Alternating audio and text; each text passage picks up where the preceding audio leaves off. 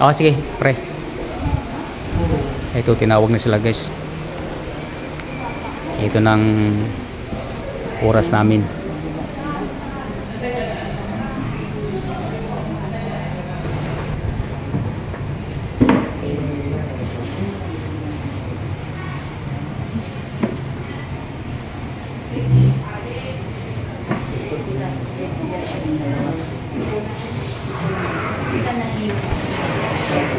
Dito ba sir? Dito ba?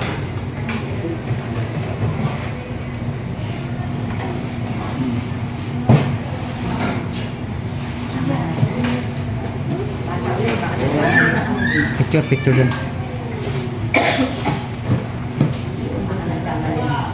Sino mag-picture? Tayo tayo? Oo. Wait lang. Bigyan ko kayo upuan para anytime pwede kayo tumayo. Okay, video lang ginawa ko. Video. Sige po, ikapit nyo na. Saan gusto ikapit? Yung video. Kayo na lang Hawakan ko na lang po. Sige po. Okay. Hindi po sa unahan. Para kitang-kita kayo sa video. Yan.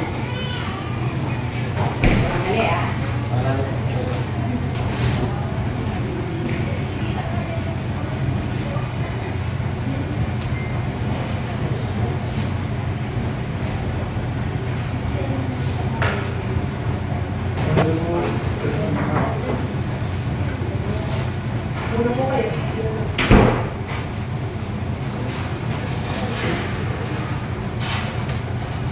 Lysander ba to? Lysander. Lysander John Palomares Relamida.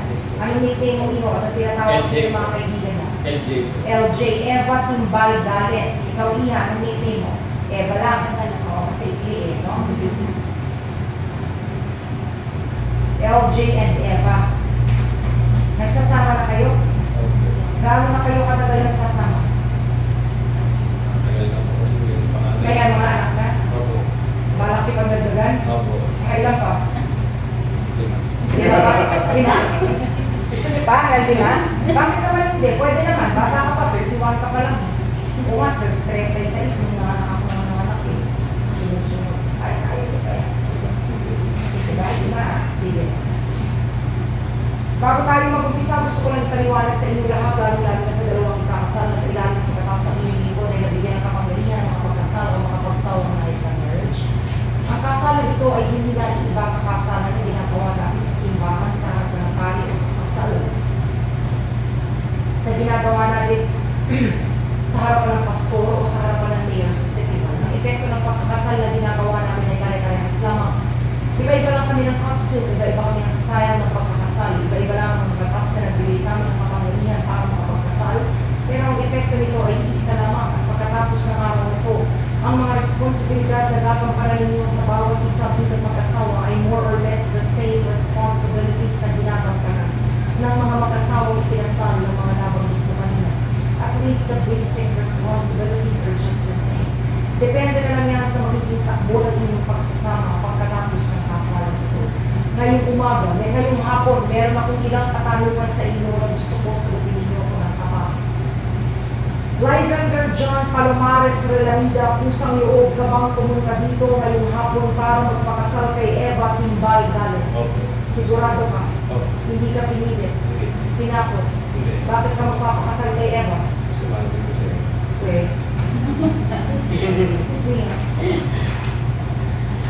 Eva Timbal Gales, pusang loob ka bang pumunta dito ngayong umaga, ngayong hapon para magpakasal kay Lysander John Palomares Relamida? Sigurado ka iyan. Hindi ka pinilit. Tinapot. Natutukan. Bakit ka magpapakasal kay LJ? Mahal mo. Very good. Hindi lang ang gusto kong marinig. Importante malaman ko ang dahilan ninyo sa pagpapakasal because I will feel very guilty if after this ceremony, hindi ko malang ipaliwanag sa inyo ang kahalagahan o ang significance ng inyong dahilan sa pagpapakasal.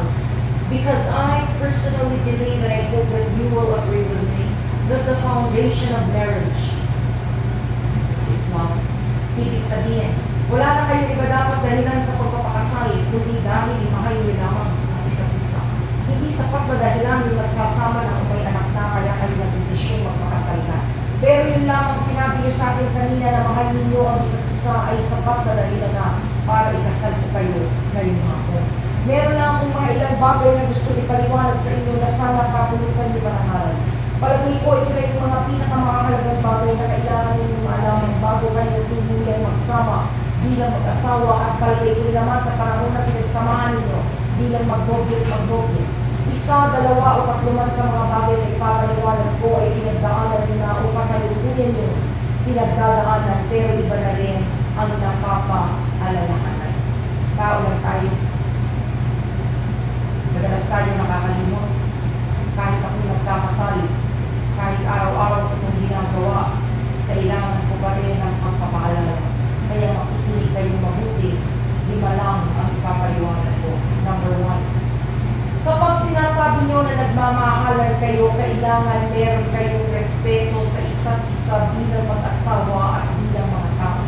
Kailangan ginagalang ninyo ang papel na gagampanan ng bawat isa sa inyong pamilya. Kaya pagkatapos ng araw na ito, Eva, kailangan ibigay mo kay LJ ang respeto at ang karapatan bilang isang padre de pamilya dahil yun ang papel na gagampanan niya habang buhay sa ayaw at sa gusto. Di ba meron tayong nababasa sa Bible? Ang mga asawang babae dapat nagpapasakop sa mga asawang lalaki. At yan din ang dahilan kung bakit ang mga asawang lalaki kapag ikinakasal, nililisan ang kanyang mga magulang para makisama, mahalin at makipagkaisa sa kanyang asawang babae. At bilang kapalit ng pagpapasakop na yan, LJ, kailangan mahalin mo si Eva ng buong puso. Huwag pagbubuhatan ng kamay. Sisikapin huwag pagsalitaan ng masasakit. At kayong dalawa bago magbitiw ng salita sa isa't isa, siguraduhin yung pag-iisipan ninyo ng mabuti.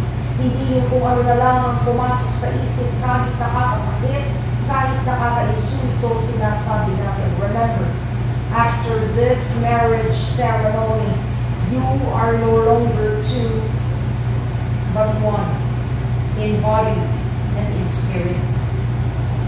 Ang tingin sa inyo ng tao, isa na lang. Kaya kahit anong gawin ninyo pagkatapos ng kasalan ito, masama man o mabuti, magre-reflect sa bawat isa sa inyo. So you have to maintain your respect for each other. Number 2, pag nagmamahalan, kailangan may tiwala. Bakit? Kasi hindi kayo palaging magkasama. Dahil kung palagi na lang kayong magkadikit, hindi na tayo makakabuhay ng pamilya. Di ba? Kaya na lang halimbawa pumunta kayo sa mga hanap buhay ninyo araw-araw, maghihiwalay na kagad kayo. Pag wala kayong tiwala sa isa't isa, sandali pa lang kayong maghihiwalay, pinag-iisipan nyo na agad ng masama ang asawa ninyo. Sino ba seryoso sa inyo? Seryosa, huwag kayo sasagot ng wala. Imposible yun. Inuunahan ko na kayo. Sino? Ikaw?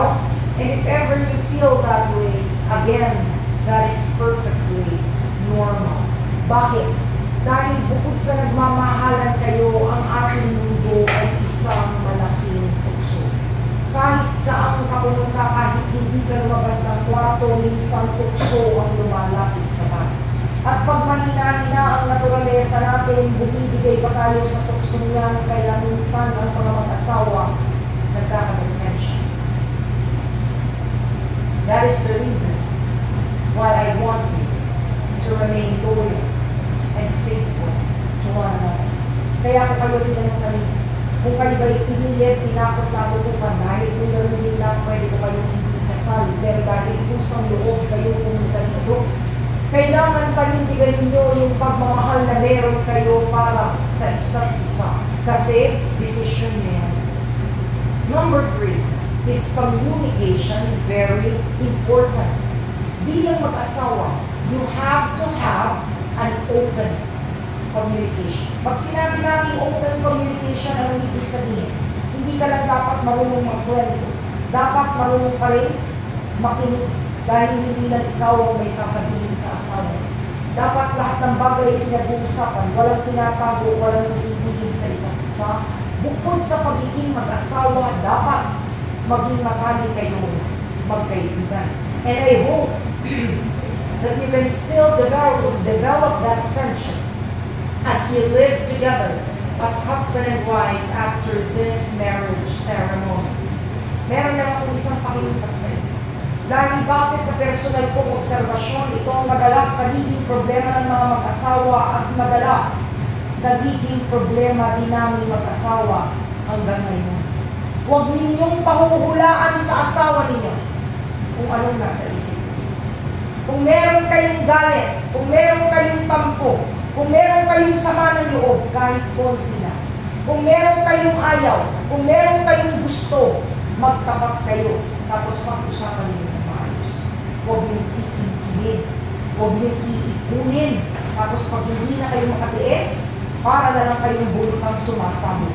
Dahil pag umabot kayo sa ganung punto, hindi nyo na yan mapapag-usapan ng maayos dahil galit na kayo sa isa't isa.